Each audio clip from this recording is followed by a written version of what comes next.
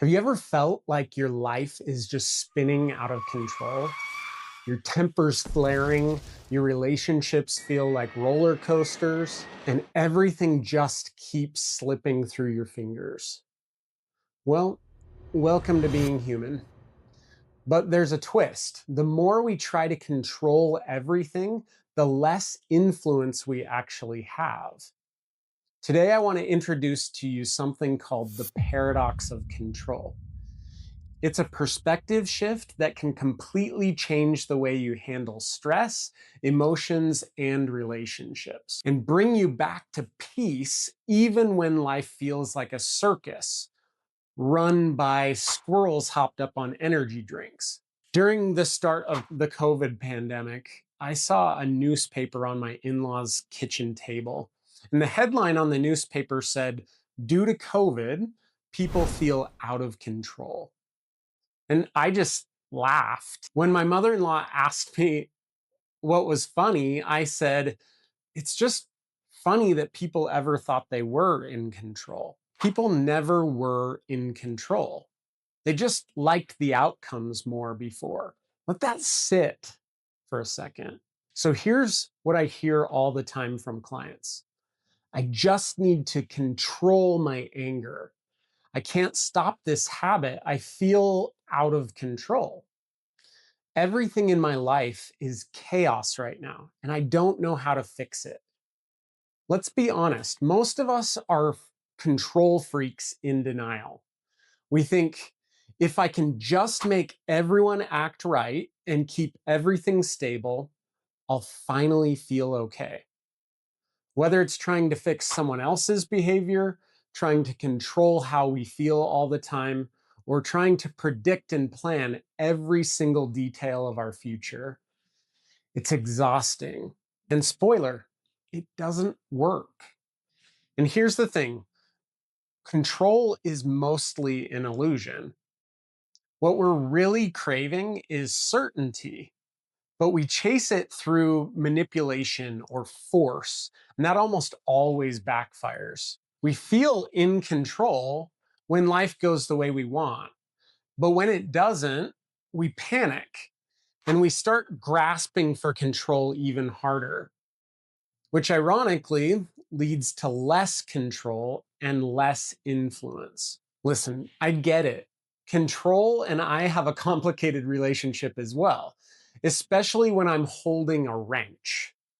I personally lose all sense of inner peace the moment I try to fix anything around the house.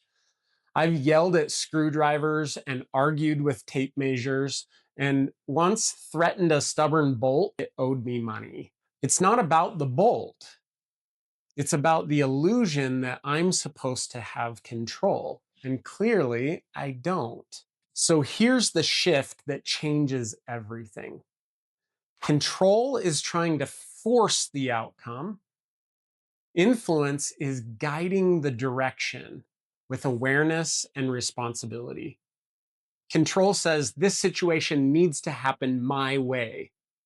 Influence says I can take action that increases the chances of a good outcome. Psychology backs this up. Studies of locus of control show that people who believe they can influence outcomes rather than control them have better mental health, more resilience in their life, and even better performance at work and in their relationships. Think about it in your own life. You can't control someone else's emotions, but you can influence them by how you respond. You can't control every thought that pops into your head, but you can influence your brain through things like breathing, mindfulness, or gratitude, which we've talked about in other videos. You can't control if it rains on your camping trip, but you can bring a poncho, or better yet, a playful willingness to splash in puddles like when you were a kid. Here's an example from therapy. I once worked with somebody who struggled with emotional outbursts all the time. He kept saying, I should be able to control my anger. But the more he tried to clamp it down, the worse it got. When he shifted to asking, how can I influence how I show up when I feel anger? Everything changed. He didn't suppress the emotion, he worked with it. And that's where the growth lives. If you want to stop grasping for control and start growing real peace, here are 3 practical steps. Step 1 is to just name what you're actually responsible for. Ask yourself, what part of this situation is truly mine?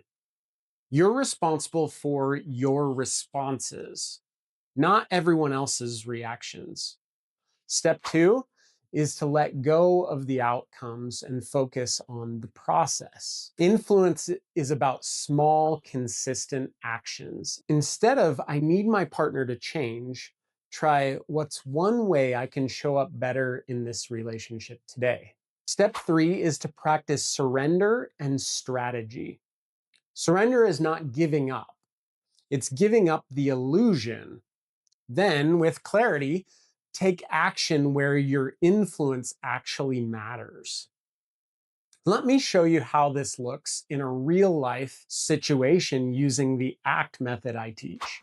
I had a client, we'll call her Sarah, who was constantly stressed about her teenage son. He was pulling away, making choices she didn't agree with. And she found herself trying to control everything: his phone use, his friends, his attitude, even how he felt. She was exhausted. So we walked through the ACT framework together. Step 1, acknowledge and accept.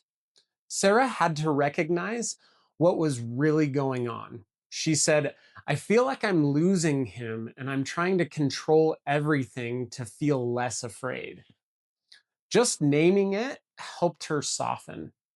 She didn't have to like what was happening, but she could stop pretending she could force it to change. Step 2 was to change her body. Her nervous system was on full alert mode. So we got her moving, literally. Deep breathing. She went on evening walks and she loved to sing. And so she was singing in the car. Small shifts helped her to calm her brain so she could show up differently with her son. Step 3 was to think well. Then we worked on the internal script.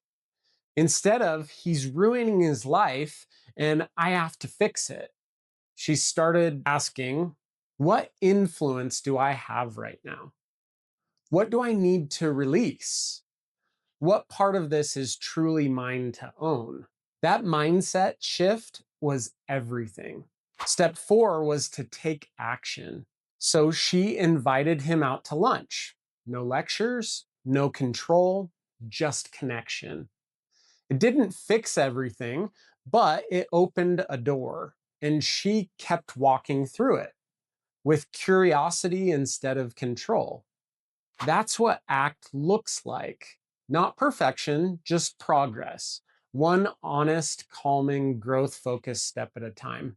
So the next time life feels chaotic and your inner control freak starts reaching for the steering wheel, pause, breathe, and remember, you don't need to control everything to create something good. Go ahead and subscribe and stick around. Trust your influence. And I'll see you in the next one.